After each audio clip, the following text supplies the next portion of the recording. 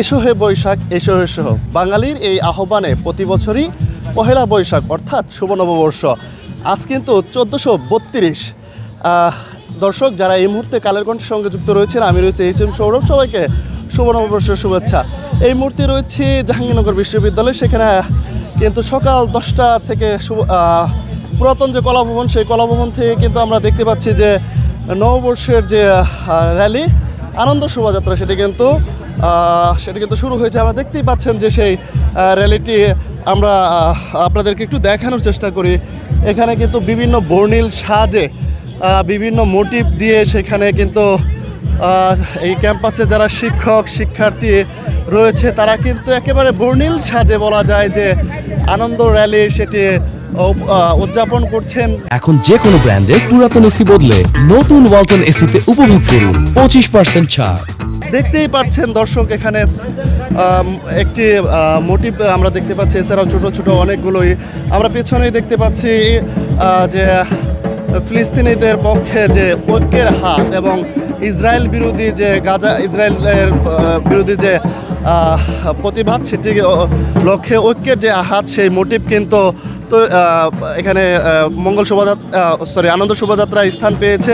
এবং আমি একটু দেখাই যে এই শোভাযাত্রাটি কিন্তু পুরাতন কলা ভবন থেকে শুরু করে এখন নতুন কলা ভবনে এসেছে, এখানে বোধহয় শেষ হবে। এবং এই কাজটি সুন্দরভাবে করতে আমরা দেখতে পাচ্ছি যে আইন শৃঙ্খলার বাহিনীর সদস্যরা রয়েছে, যাতে করে কোনো ধরনের অপ্রীতিকর কোনো ঘটনা না ঘটে সেই লক্ষ্যে কিন্তু প্রশাসনের পক্ষ থেকে এবং ক্যাম্পাস প্রশাসনিক পক্ষ থেকে তারা কিন্তু যথেষ্ট তৎপর রয়েছে।